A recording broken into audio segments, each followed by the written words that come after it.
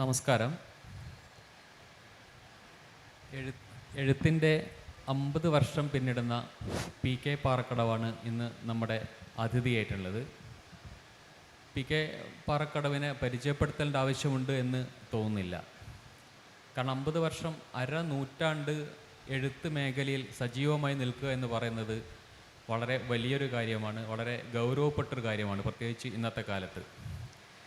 PKയുടെ രാഷ്ട്രീയ നിലപാടുകളും അതുപോലെ അദ്ദേഹത്തിൻ്റെ കഥകളിൽ കാണുന്ന രാഷ്ട്രീയവുമൊക്കെ നമ്മൾ പലതവണ കണ്ടിട്ടുള്ളതാണ്. ഫ്ലാഷ് ഫിക്ഷൻ എന്ന് പറയുന്ന ഒരു രംഗത്താണ്, സാഹിത്യ ലോകത്താണ് അദ്ദേഹം വ്യാപരിക്കുന്നത്. നമുക്കറിയാം, മലയാളത്തിൽ ഇന്ന് വേണ്ടത്ര ഒരു പ്രസ്ഥാനമായി വളർന്നിട്ടില്ലെങ്കിലും ലോകത്തിൻ്റെ പല ഭാഗത്തും ശക്തമായി നിൽക്കുന്ന ഒരു സാഹിത്യ രൂപമാണ് ഫ്ലാഷ് ഫിക്ഷൻ അഥവാ മിന്നൽ കഥകൾ. ഇവിടെ മിന്നൽ കഥകൾ എന്ന പേര് എനിക്ക് തോന്നുന്നത് PK പാറക്കടവ് തന്നെയാണ് ആ പേര് കൊടുത്തിട്ടുള്ളതെന്നാണ് എനിക്ക് തോന്നുന്നത്. PK പാറക്കടവിനെ പറ്റി പറയുകയാണെങ്കിൽ, I am a political writer എന്ന് കരുത്തോട് പറഞ്ഞ ഒരു എഴുത്തുകാരനാണ്. അദ്ദേഹത്തിൻ്റെ എഴുത്തുകളിലൊക്കെ ശ്രദ്ധിച്ചാൽ മതി, ശക്തമായ നിലപാട് മുന്നോട്ട് വെക്കുന്ന കഥകളാണ് അദ്ദേഹത്തിൻ്റെത്. ഫ്ലാഷ് ഫിക്ഷനെ പറ്റിയും 2 വാക്കുകൂടെ പറഞ്ഞുകൊണ്ട് നമുക്ക് നേരെ സംസാരത്തിലേക്ക് കടക്കാൻ തോന്നുന്നു. നേരത്തെ പറഞ്ഞതുപോലെ ലോകത്ത് ഏറ്റവും ശക്തമായിക്കൊണ്ടിരിക്കുന്ന ഒരു സാഹിത്യ രൂപമാണ് ഫ്ലാഷ് ഫിക്ഷൻ. പല രാജ്യങ്ങളിലും പല പേരുകളിലാണ് ഇത് അറിയപ്പെടുന്നത്. ജപ്പാനിൽ പാം ഫിക്ഷൻ, അതായത് കൈവെള്ളയിൽ എഴുതാവുന്ന അത്രയും ചെറിയ കഥകൾ എന്നുള്ള രൂപത്തിലാണ്. ചൈനയിൽ സ്മോക്ക് ലോങ് ഫിക്ഷൻ എന്ന പേരിലാണ് അറിയപ്പെടുന്നത്. മാത്രമല്ല, ഈ കഥകൾ ചെറിയ കഥകളാണെങ്കിലും വലിയ ആശയങ്ങൾ വെച്ചുകൊണ്ട് മനുഷ്യരുടെ മനസ്സിലേക്ക് ശക്തമായി ഇറങ്ങി തിരിക്കുന്ന കഥകളാണൊക്കെ. PK പാറക്കടവിൻ്റെ കഥകൾ നമുക്കറിയാം. ഇന്ത്യയിൽ തന്നെ ഏറ്റവും കൂടുതൽ ചെറിയ കഥകൾ എഴുതിയിട്ടുള്ള പാം ഫിക്ഷൻ അഥവാ മിന്നൽ കഥകൾ എഴുതിയിട്ടുള്ള എഴുത്തുകാരൻ PK പാറക്കടവാണ്. അപ്പോൾ ഈ രംഗത്ത് വലിയ മുന്നേറ്റമുണ്ടാക്കിയ പല എഴുത്തുകാർ ലോകത്തിൻ്റെ പല ഭാഗങ്ങളിലായിട്ടുണ്ട്. എനിക്ക് തോന്നുന്നത് 2013 മാൻ ബുക്കർ പ്രൈസ് ഈ കഥകളുടെ രൂപത്തിനാണ് കിട്ടിയിട്ടുള്ളത്. അമേരിക്കൻ എഴുത്തുകാരിക്കാണ് അത് കിട്ടിയിട്ടുള്ളത്. നമുക്ക് വിഷയത്തിലേക്ക് കടക്കാൻ തോന്നുന്നു. PKയുടെ കഥകൾ നമ്മളൊക്കെ വായിച്ചതാണ്, ഇപ്പോഴും വായിച്ചുകൊണ്ടിരിക്കുകയാണ്. PK എപ്പോഴായിരിക്കും PKയുടെ ഈ ചെറിയ കഥകളാണ് വലിയ കഥകൾ എന്ന് തോന്നി തുടങ്ങിയത് എപ്പോഴായിരിക്കും? ആദ്യമായി ഷംസുദ്ദീനുമായി സംസാരിക്കുന്നതിൽ സന്തോഷമുണ്ട്. എനിക്ക് ഓർമ്മയുണ്ട്, പണ്ട് പേരാമ്പ്രയിൽ വെച്ച് ഇന്ത്യൻ ട്രൂത്ത് എന്നൊരു മാസിക നടത്തിയ കാലത്ത് എന്നോട് ചെറിയ കഥകൾ ആവശ്യപ്പെട്ട് എത്രയോ വർഷങ്ങൾക്ക് മുമ്പ് ഷംസുദ്ദീൻ പറഞ്ഞ് ഞാൻ എഴുതിയിരുന്നു.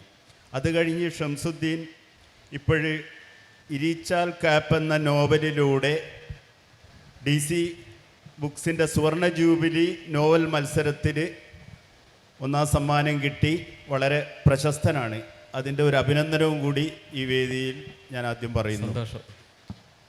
പിന്നെ ഷംസുദ്ദീൻ ചോദിച്ച ചോദ്യം, ഇത് എപ്പോഴാണ് ചെറിയ കഥ വലിയ കഥയായി എന്ന് തോന്നിയത് എന്ന് ചോദിക്കുമ്പോൾ, വർഷങ്ങൾക്ക് മുമ്പ്, വളരെ വർഷങ്ങൾക്ക് മുമ്പ് ഞാൻ പ്രീ ഡിഗ്രി പഠിക്കുന്ന കാലത്ത് എൻ്റെ പാറക്കടവിനടുത്ത് കുറുവന്തേരി എന്ന ഒരു പ്രദേശമുണ്ടായിരുന്നു. അന്ന് ഈ 60കളുടെ അവസാനം 70കളുടെ തുടക്കം, ആ ഒരു കാലത്ത് എല്ലാവരും ഗൾഫിൽ പോകുന്ന ഒരു കാലമായിരുന്നു. ഒരു വീട്ടിൽ നിന്ന് ഒരാളെങ്കിലും ഗൾഫിലുണ്ടാവും. അവിടെ അങ്ങനെയുള്ളൊരു കാലത്ത് ഒരു മുസ്ലിം വീട്ടിൽ അന്തരീക്ഷത്തിൽ ഒരു കഥ ഞാൻ എഴുതുന്നു. ആ കഥയിൽ ഒരാൾ മരിക്കുകയാണ്. ഒരു മുസ്ലിം അന്തരീക്ഷം, മരിച്ച വീട്ടിൽ ഖുർആനിൻ്റെ ഈണമുണ്ട്, ചന്ദനത്തിരിയുടെ ഗന്ധമുണ്ട്, റോത്ത്മാൻസിൻ്റെ പുകച്ചുരുളുകളുണ്ട്. ഈ അവിടെ മയ്യത്ത് കെട്ടിലിങ്ങനെ മരിച്ചാൾ കിടക്കുകയാണ്. അപ്പോഴ് കളിക്കുപ്പായമിട്ട കുറുവന്തേരിക്കാർ രാഷ്ട്രീയം പറഞ്ഞിരിക്കുന്നുണ്ട് എന്നൊക്കെ എഴുതി. ആ കഥയിൽ ഈ മയ്യത്ത് കെട്ടിൽ മരിച്ചു കിടക്കുന്ന ആ സന്ദർഭത്തിൽ എൻ്റെ നാട്ടിലെ പോസ്റ്റ്മാൻ അച്യുതൻ, എൻ്റെ നാട്ടിലെ പോസ്റ്റ്മാൻ്റെ അന്നത്തെ പേര് തന്നെയാണ് ഞാൻ കഥയിൽ ഉപയോഗിച്ചത്, അവിടെ കയറി വരുന്നു. അപ്പോഴീ മരിച്ച വീട്ടിൽ നിന്ന്, ഈ മയ്യത്ത് കെട്ടിൽ നിന്ന് മരിച്ചയാൾ എഴുന്നേറ്റ് ചോദിക്കുകയാണ്, എൻ്റെ വിസ വന്നോ ഇതായിരുന്നു വിസ എന്ന 12 വരി കഥ. വളരെ നിർദോഷമായ ഒരു കഥ. പക്ഷേ ഈ കഥ നാട്ടിൽ വലിയ കോളിളക്കമുണ്ടാക്കി. ഒരു നാട്ടിനെ അപമാനിച്ചു, ഒരു സമൂഹത്തെ അപമാനിച്ചു എന്നൊക്കെ പറഞ്ഞ് നാട്ടിൽ ഇന്ന് ചിന്തിക്കാൻ പറ്റാത്തത്ര കോളിളക്കം. ഒരു കഥയുടെ പേരിൽ അവിടെ കുറുവന്തേരിയിൽ, എൻ്റെ തൊട്ടടുത്ത പ്രദേശത്തിൽ എൻ്റെ സ്വന്തം നാട്ടുകാരനായ എഴുത്തുകാരൻ അബ്ദുള്ള ഇവിടെ ഇരിക്കുന്നുണ്ട്, അദ്ദേഹത്തിനറിയാം കുറുവന്തേരി. അവിടെ ആ പ്രദേശത്ത് അന്ന് അവിടെ ഒരു പ്രതിഷേധ യോഗം ചേർന്നു. അപ്പോൾ ഒരു ചെറിയ കഥയുടെ പേരിൽ പിൽക്കാലത്ത് എൻ്റെ ഒരു സുഹൃത്ത് ഒരു വരാന്തപ്പതിപ്പിൽ എഴുതിയിരുന്നു, സൽമാൻ റുഷ്ദി കുറുവന്തേരിയിൽ എന്ന് പറഞ്ഞിട്ട് ഇതിനെക്കുറിച്ചൊരു ഫീച്ചർ, എത്രയോ വർഷങ്ങൾ കഴിഞ്ഞിട്ട്. അപ്പോഴൊരു ചെറിയ കഥ, അപ്പോഴ് വലിയ പ്രശ്നങ്ങളുണ്ടായി. എൻ്റെ കൂടെയും കുറേ സുഹൃത്തുക്കളും ബന്ധുക്കളൊക്കെ നിന്നതുകൊണ്ട് വലിയ പ്രശ്നമൊന്നും ഉണ്ടാകാതെ കേസ് രാജിയായി. പക്ഷേ ഒരു ചെറിയ കഥ ഒരു ഗ്രാമത്തെ ഇളക്കി വിട്ടു എന്ന് എൻ്റെ കുട്ടിയായ, എൻ്റെ ബാലനായ എൻ്റെ അബോധ മനസ്സിൽ അന്ന് തന്നെ ഉറച്ചുപോയി. ഒരു ചെറിയ 12 വരി കഥയ്ക്ക് ഒരു ഗ്രാമത്തെ ഇളക്കി മറിക്കാൻ കഴിയുമെങ്കിൽ ചെറിയ കഥയാണ് വലിയ കഥ എന്ന് എൻ്റെ അബോധ മനസ്സിൽ അന്നാരോ കുറിച്ചിട്ടുണ്ടാകണം. അതുകൊണ്ടാണ് ഞാൻ ഇപ്പോഴും ധാരാളമായി ചെറിയ കഥകൾ, മിന്നൽ കഥകൾ എഴുതിക്കൊണ്ടിരിക്കുന്നത്. ഒരു പക്ഷേ ഇന്ത്യയിൽ തന്നെ ഏറ്റവും കൂടുതൽ ഇത്തരം കഥകൾ എഴുതിയ ഒരാൾ ഞാനായിരിക്കും. ഈ വിസ എന്ന കഥ മുതൽ ഈ അവസാനമായിട്ട് എനിക്ക് തോന്നുന്നത് ഭാഷാപോഷിൽ വന്ന അനന്തരം എന്ന കഥ വരെ 50 വർഷം നീണ്ടു കിടക്കുകയാണ് ഈ ഒരു കാലം. ഇത്രയും കാലത്തെ ഒരെഴുത്ത്, ഇതിൽ ഒരുപാട് കഥകൾ മറ്റ് ഇന്ത്യൻ ഭാഷകളിലേക്ക് പോയിട്ടുണ്ട്, അതുപോലെ തന്നെ അറബി, ഇംഗ്ലീഷ് ഭാഷകളിലേക്ക് പോയിട്ടുണ്ട്. ഇത്രയും വലിയ ഒരു കാലഘട്ടം പി കെ പാറക്കടവ് എന്ന കഥാകൃത്തിനെ, മനുഷ്യനെ എങ്ങനെയൊക്കെയായിരിക്കും രൂപപ്പെടുത്തിയിട്ടുണ്ടാവുക? എനിക്ക് കുറേ നല്ല അനുഭവങ്ങളാണ് ഉണ്ടായത്. ഈ ചെറിയ കഥകൾ വായിച്ച് നിത്യചൈതന്യ യതി മുതൽ മദിരാശിയിൽ ഒരു ബാർവാലയായി ജോലി ചെയ്യുന്ന ഒരു കുട്ടി വരെ എഴുതിയ കത്തുകൾ ഞാൻ ഇപ്പോഴും സൂക്ഷിക്കുന്നുണ്ട്. അന്ന് SMS-ഉം അതുപോലെ തന്നെ വാട്സപ്പും ഇല്ലാത്ത ഒരു കാലമായിരുന്നു. കത്തുകളുടെ ഒരു ശേഖരം. അതുപോലെ ഞാൻ വളരെ വർഷങ്ങൾക്ക് മുമ്പ് മാതൃഭൂമി വാരാന്തപ്പതിപ്പിൽ ഒരു കഥ എഴുതിയിരുന്നു, സദ്യ എന്ന പേരിൽ. ആ കഥ വായിച്ച് മുണ്ടു കൃഷ്ണൻകുട്ടി മാഷ്, മലയാളത്തിലെ ഏറ്റവും മികച്ച കഥകൾ എഴുതുന്ന മുണ്ടു കൃഷ്ണൻകുട്ടി മാഷ്, കഥകൾ എഴുതിയിരുന്ന മുണ്ടു കൃഷ്ണൻകുട്ടി മാഷ്, മൂന്നാമതൊരാൾ തുടങ്ങിയ ലോകകഥയുടെ നിലവാരത്തിലെത്തി എന്ന് ടി പത്മനാഭനൊക്കെ മുണ്ടു കൃഷ്ണൻകുട്ടി മാഷിയുടെ കഥകളെക്കുറിച്ച് പറഞ്ഞിട്ടുണ്ട്. അങ്ങനെയുള്ള ഒരാളുടെ ഒരു വരി കത്ത് കിട്ടുന്നു, ഒരു പോസ്റ്റ് കാർഡിലാണ്. എന്തിന് മഹാഭാരതം, ഇതാണ് കഥ എന്ന് മാത്രമാണ് ആ കത്തിലുണ്ടായിരുന്നത്. പിന്നീട് DC ബുക്സ് എൻ്റെ പുസ്തകം ഈ തെരഞ്ഞെടുത്ത കഥകൾ പ്രസിദ്ധീകരിച്ചപ്പോൾ അതിൻ്റെ ആമുഖമായി ചേർത്തത് ഈ കത്താണ്. അവരെന്നോട് ഈ ആമുഖം എഴുതണമെന്ന് പറഞ്ഞപ്പോൾ ഈ കത്തിലെ അദ്ദേഹത്തിൻ്റെ കൈപ്പടയിൽ തന്നെയുള്ള ആ കത്താണ് ആമുഖമായി കൊടുത്തത്. ഇങ്ങനെയുള്ള അനുഭവങ്ങൾ ധാരാളമായിട്ടുണ്ടായിട്ടുണ്ട്. പിന്നീട് ആദ്യകാലത്ത് ഷംസുദ്ദീൻ ചോദിച്ചതുപോലെ ആദ്യകാലത്ത് എഴുതി തുടങ്ങിയ കാലത്ത് മിനിക്കഥ എന്ന പേരിൽ ഒരു സ്പേസ് ഫില്ലർ മാത്രമായി നമ്മുടെ ആനുകാര്യങ്ങൾ ഉപയോഗിച്ച ഈ സാഹിത്യരൂപം ഇന്ന് നമ്മുടെ വാർഷിക പതിപ്പുകളിലും നമ്മുടെ വിശേഷാൽ പതിപ്പുകളിലും ഒക്കെ ധാരാളമായി വന്നുകൊണ്ടിരിക്കുന്നുണ്ട്. മിന്നൽ കഥകൾ എന്ന പേരിൽ തന്നെ. മാത്രമല്ല പല ഭാഷകളിലും ഈ കഥകൾ വിവർത്തനം ചെയ്ത് പോയിട്ടുണ്ട്. എൻ്റെ തന്നെ മിന്നൽ കഥകളുടെ, മലയാളത്തിലുള്ള മിന്നൽ കഥകളുടെ ഒരു വലിയ, തെരഞ്ഞെടുത്ത കഥകളുടെ ഒരു വലിയ സമാഹാരം ഈ ഫെബ്രുവരി അവസാനം നടക്കുന്ന കൽക്കത്ത ബുക്ക് ഫെയറിൽ ഈ തൃഷ്ണ പാസക് എന്ന് പറയുന്നൊരു ബംഗാളി എഴുത്തുകാരി അത് പരിഭാഷപ്പെടുത്തി പ്രസിദ്ധീകരിക്കുന്നുണ്ട്. അതിനു മുമ്പും ബംഗാളിയിൽ വന്നിട്ടുണ്ട്, പല ഭാഷകളിലും. അത്തരത്തിൽ ഈ ചെറിയ കഥകൾക്ക് വലിയ അംഗീകാരം കിട്ടിയിട്ടുണ്ട് എന്ന് തന്നെയാണ് ഞാൻ വിശ്വസിക്കുന്നത്. നമ്മൾ പറഞ്ഞു രാഷ്ട്രീയ കഥകളാണ്. ഒരു നല്ല പൊളിറ്റിക്കൽ റൈറ്റർ എന്ന് പ്രഖ്യാപിച്ചല്ലോ. പി കെയുടെ ഒരു കഥയുണ്ട്, അതിങ്ങനെ ഹിറ്റ്ലർ ഒരു സസ്യ ബുക്കാണ് എന്നാണ് ആ കഥയുടെ പേര്. കഥ ഇങ്ങനെയാണ്: ഹിറ്റ്ലറുടെ മുന്നിലെ ഇലയിൽ തുമ്പപ്പൂ ചോറ്, എരിശ്ശേരി, കാളൻ, അവിയൽ, ഓലൻ, തോരൻ, പുളിയിഞ്ചി. ഇലയുടെ മൂലയിൽ ഒരു ജൂതനെ പൊരിച്ചത് ആരും കണ്ടില്ല. ഒരുപക്ഷെ ഇന്നത്തെ ഒരു ഇന്ത്യൻ അവസ്ഥയിൽ, ഇന്ത്യൻ രാഷ്ട്രീയ അവസ്ഥയിൽ ഏറ്റവും ശക്തമായി സംവദിക്കുന്ന ഒരു കഥയായിട്ടാണ് എനിക്ക് ഈ കഥയെ തോന്നുന്നത്. അതേസമയത്ത് തന്നെ പി കെയുടെ മറ്റ് ചില രചനകളുണ്ട്. അതായത് വാഴ്വ്, മരച്ചുവട്ടിൽ, പൂക്കൾ പറയുന്നത് പോലുള്ള രചനകൾ.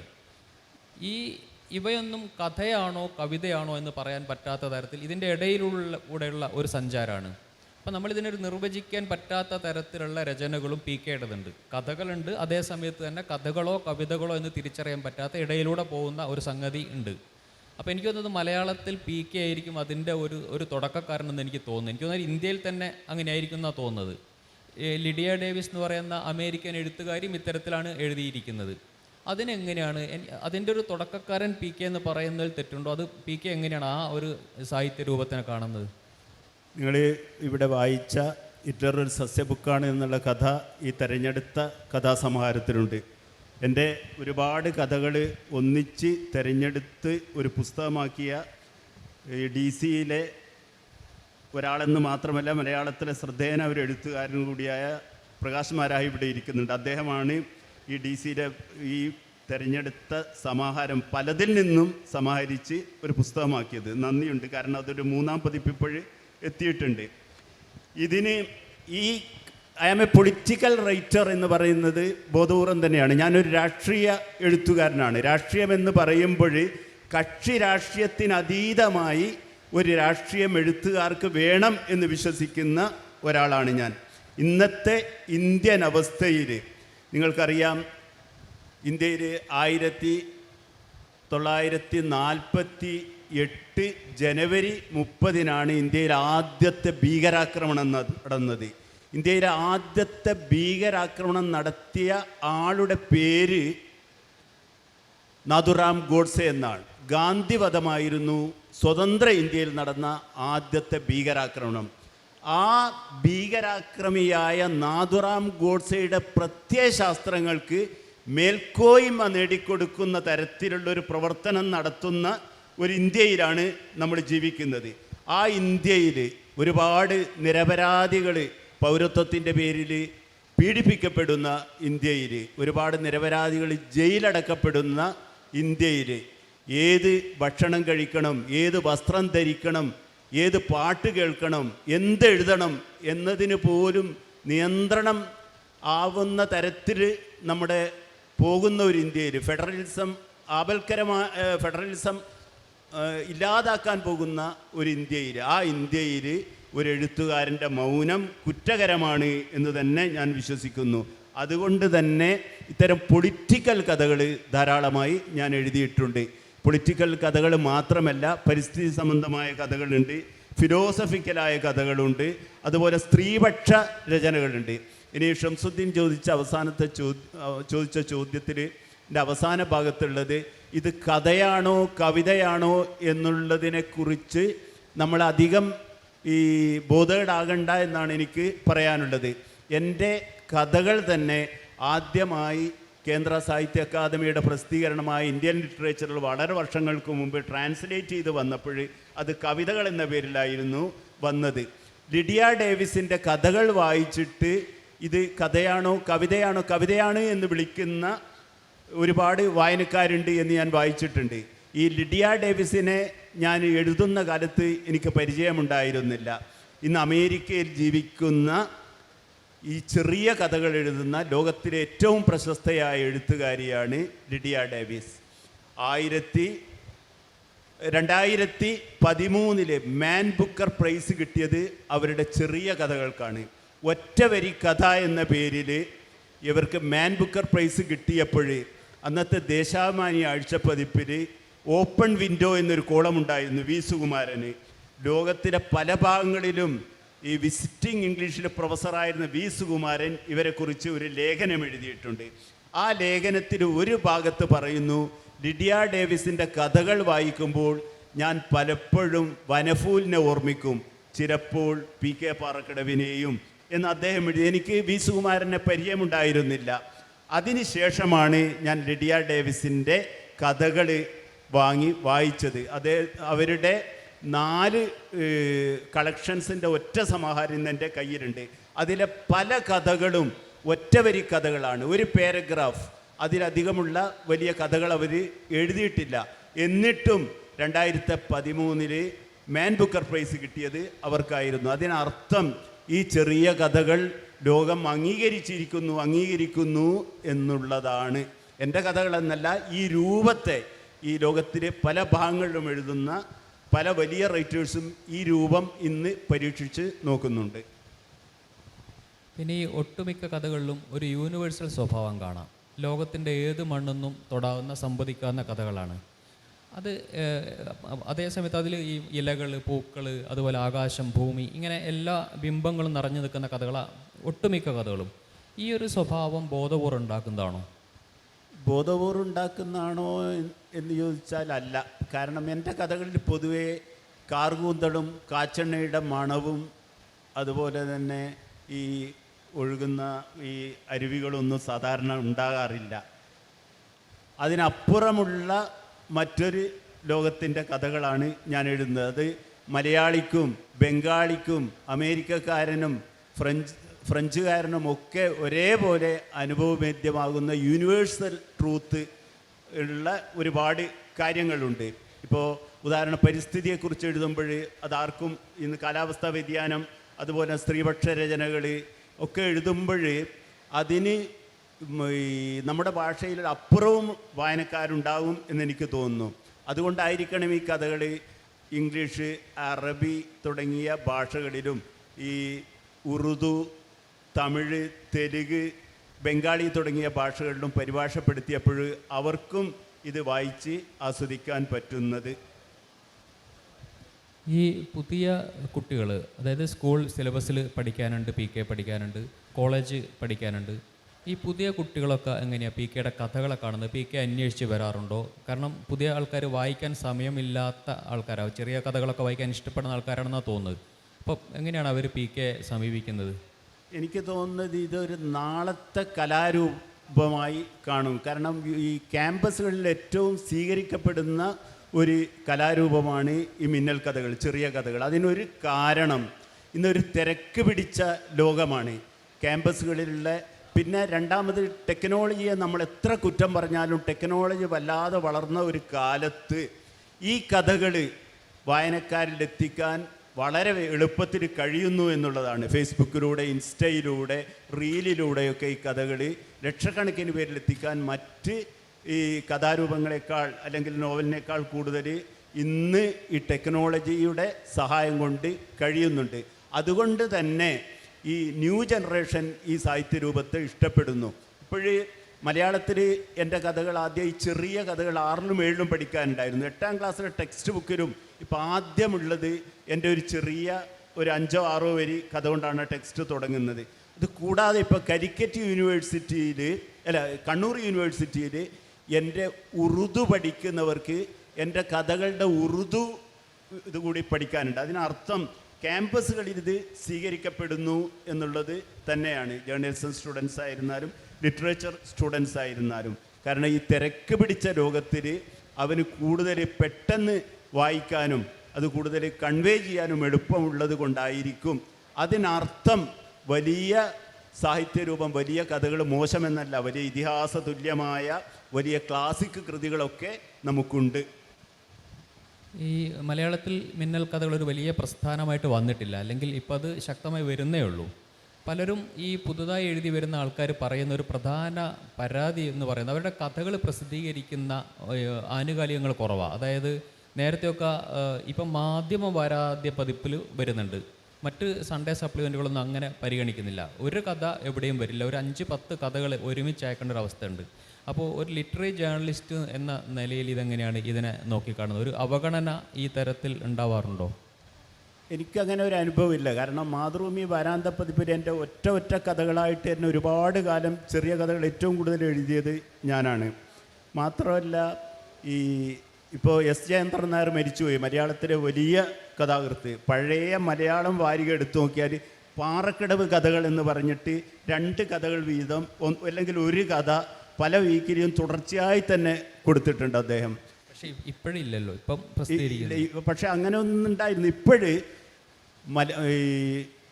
ദേശാഭിമാനി ആഴ്ചപ്പതിപ്പ്, ദേശാഭിമാനി പിന്നെ മാതൃഭൂമി ആഴ്ചപ്പതിപ്പ്, മാധ്യമം ആഴ്ചപ്പതിപ്പ്, ഭാഷാപോഷിണി തുടങ്ങിയവരിലൊക്കെ ഈ മിന്നൽ കഥകൾ എന്ന പേരിൽ തന്നെ ഇത് വരുന്നുണ്ട്. കഴിഞ്ഞ 4 വർഷമായി 4-5 വർഷമായി മാതൃഭൂമി ഓണപ്പതിപ്പിൽ മിന്നൽ കഥകൾ എന്ന പേരിൽ എൻ്റെ കഥകൾ വന്നിട്ടുണ്ട്. അപ്പോൾ ഈ ആനുകാര്യങ്ങളിത് തിരസ്കരിക്കുന്നു എന്ന് പറയാൻ പറ്റില്ല. അമൽ, ഇന്ന് ജപ്പാനിൽ നിന്നുള്ള അമൽ, ഈ മലയാളിയായ അമൽ, ഈ അദ്ദേഹത്തിൻ്റെ ചെറിയ കഥകൾ തുടർച്ചയായി എഴുതിക്കൊണ്ടിരിക്കുന്നുണ്ട്. അദ്ദേഹത്തിൻ്റെ ഒരു കഥാസമാഹാരം തന്നെ DC ബുക്സ് അടുത്ത് ചെറിയ കഥകളുടെ ഒരു സമാഹാരം DC ബുക്സ് പ്രസിദ്ധീകരിക്കുന്നുണ്ട്. VH നിഷാദ് എഴുതിയിട്ടുണ്ട്.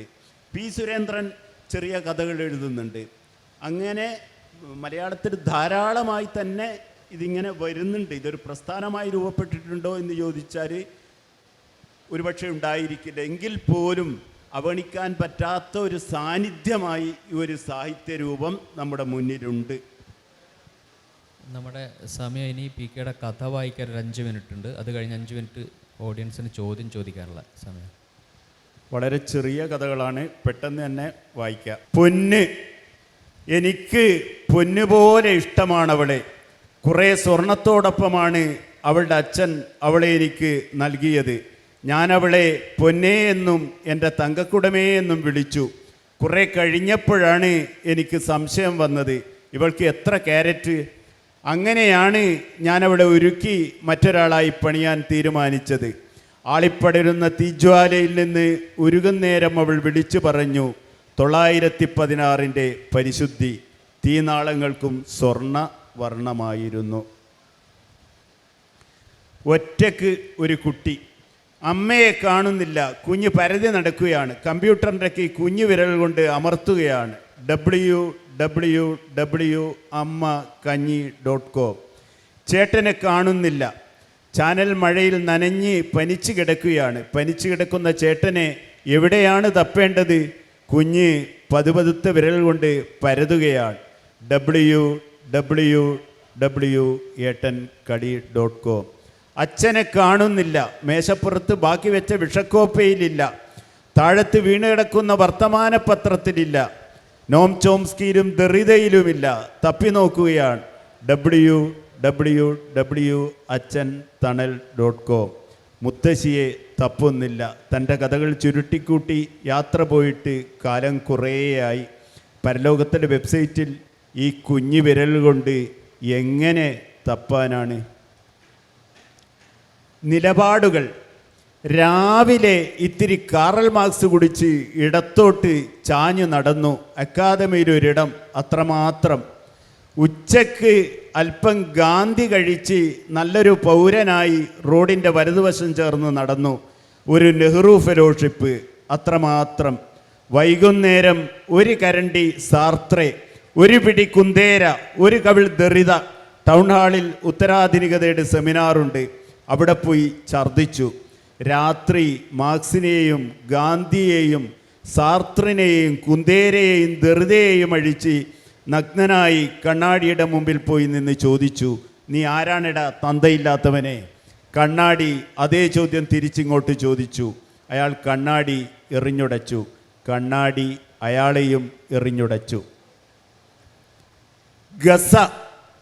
ഗസയിലെ ഒരു ശ്മശാനത്തിൽ റോന്തു ചുറ്റുകയായിരുന്ന ഒരു ഇസ്രായേലി പട്ടാളക്കാരന് നേരെ പറന്നു വന്ന ഒരു കല്ല്. പെട്ടെന്ന് പട്ടാളക്കാരൻ തോക്കെടുത്തു. കാണാവുന്ന ദൂരത്തൊന്നും ആരുമില്ല. പെട്ടെന്ന് കബറിനുള്ളിൽ നിന്ന് ഒരു കുട്ടിയുടെ പൊട്ടിച്ചിരി. ഒരു കഥ കൂടി വായിച്ച് നിർത്താം. ആധാർ. പാതയോരത്തെ കുനിഞ്ഞിരിക്കുന്ന ഭിക്ഷക്കാരൻ്റെ മുന്നിൽ നിന്ന് പട്ടാള വണ്ടിയിൽ നിന്ന് ചാടിയിറങ്ങിയ തോക്കുകൾ ചോദിച്ചു, ഭിക്ഷാപാത്രം ആധാറുമായി ബന്ധിപ്പിച്ചിട്ടുണ്ടോ? നമുക്കറിയാം, ധീരമായ രാഷ്ട്രീയ നിലപാടുകൾ സ്വീകരിക്കുന്ന കേരളത്തിലെ ശ്രദ്ധേയനായിട്ടുള്ള എഴുത്തുകാരിൽ ഒരാളാണ് PK പാറക്കടവ്. അതിന് സ്ഥാനമാനങ്ങളൊന്നും അദ്ദേഹം മാനിക്കാറില്ല. കൽബുർഗി മരണപ്പെട്ടപ്പോൾ കേന്ദ്ര സാഹിത്യ അക്കാദമി സ്ഥാനം വലിച്ചെറിഞ്ഞ ആളാണ് PK പാറ. നമുക്കറിയുന്ന കാര്യമാണ്. അപ്പോൾ നമുക്കറിയാം, ഈ കവിതയും കഥയും തമ്മിലുള്ള ബന്ധം. കവിത ഇങ്ങനെ മാറ്റങ്ങൾ വന്ന് പുതുകവിതയുടെ അതിർവരമ്പ് മാറിയിരിക്കുകയാണ്. പുതുകവിതയും മിനിക്കഥയും തമ്മിൽ യാതൊരു വ്യത്യാസമില്ലാത്ത ഒരു കാലഘട്ടത്തിലാണ് പോയിക്കൊണ്ടിരിക്കുന്നത്. അത് ഈ മിനിക്കഥയുടെ പ്രാധാന്യമാണ് നമ്മൾ മനസ്സിലാക്കുന്നത്. അപ്പോൾ എനിക്ക് ചോദിക്കാനുള്ളതല്ല, താങ്കളുടെ ഒന്നാമത്തെ കഥ പ്രസിദ്ധീകരിച്ച് വന്നപ്പോൾ തന്നെ നമുക്ക് നാട്ടിൽ നിന്ന് വലിയ പ്രതിഷേധം ഉണ്ടായിട്ടുണ്ട്. അത്തരം അനുഭവങ്ങൾ പിന്നീട് ഉണ്ടായിട്ടുണ്ടോ എന്നുള്ളതാണ് ഒരു ചോദ്യം. നാസർ കക്കട്ടിലിൻ്റെ ചോദ്യമാണ്. പിന്നെ അതിൽ ഒരു ചെറിയൊരു തിരുത്ത്, മിനിക്കഥ എന്ന് ഉപയോഗിക്കരുത് എന്ന് വിശ്വസിക്കുന്ന ഒരാളാണ് ഞാൻ. മിനി സ്കേർട്ട് മാത്രമേ ഉള്ളൂ, മിനിക്കഥയില്ല. മിന്നൽ കഥകളാണ്, ഫ്ലാഷ് ഫിക്ഷൻ. കാരണം അതിൻ്റെ ഗൗരവം ചോർന്നു പോകുന്നുണ്ട് ആ വാക്കിൽ. അതുകൊണ്ട് തന്നെ മിന്നൽ കഥകൾ എന്ന് നമുക്ക് വിളിക്കാം. ആദ്യത്തെ അനുഭവം പോലെ പിന്നീട് അങ്ങനെ ഒരു അനുഭവമൊന്നും ഉണ്ടായിട്ടില്ല. നല്ല അനുഭവങ്ങൾ മാത്രമേ ഉണ്ടായിട്ടുള്ളൂ. ഈ ചെറിയ കഥകൾ ചിത്രങ്ങളായി തൂക്കിയിട്ട വീടുകളുണ്ട്, വിദേശങ്ങളിൽ അടക്കമുണ്ട്. ഈ ചിത്രങ്ങളായി മാറി കൊണ്ടുപോയി തൂക്കിയിട്ട് ഉള്ള വീടുകളിലെ സ്വീകരണ മുറിയിൽ ഈ കഥകൾ നമ്മൾ സ്വീകരിക്കുന്ന തരത്തിൽ ഉള്ള ഒരു സ്വീകാര്യത കിട്ടിയ, നേരത്തെ പറഞ്ഞ മുണ്ടൂർ കൃഷ്ണൻകുട്ടി മാഷെ പോലെ പിന്നീട് പല വലിയ എഴുത്തുകാരും ഇപ്പോൾ ടി പത്മനാഭൻ അടക്കമുള്ള എഴുത്തുകാർ ഈ ചെറിയ കഥകളെക്കുറിച്ച് എഴുതിയ നല്ല വാക്കുകൾ, അതൊക്കെയാണ് എനിക്ക് ഓർമ്മിക്കാനുള്ളത്. ആദ്യത്തെ ആ നാട്ടിലെ ദുരന്ത വലിയ അനുഭവത്തിന് ശേഷം ഉണ്ടായ അനുഭവങ്ങൾ, പിന്നീട് ഉണ്ടായ അനുഭവങ്ങളൊക്കെ നല്ല അനുഭവങ്ങൾ മാത്രമായിരുന്നു.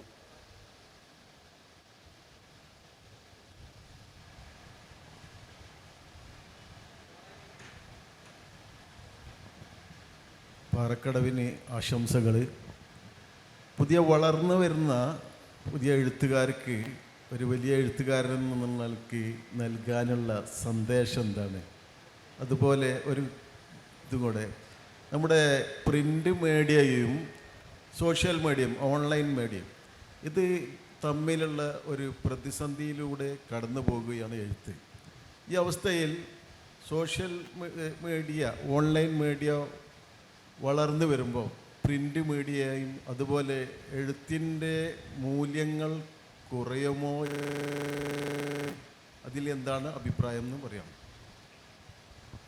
കെ വി സക്കീർ ഹുസൈൻ തന്നെ നല്ല കവിതകൾ എഴുതിയിട്ടുണ്ട്.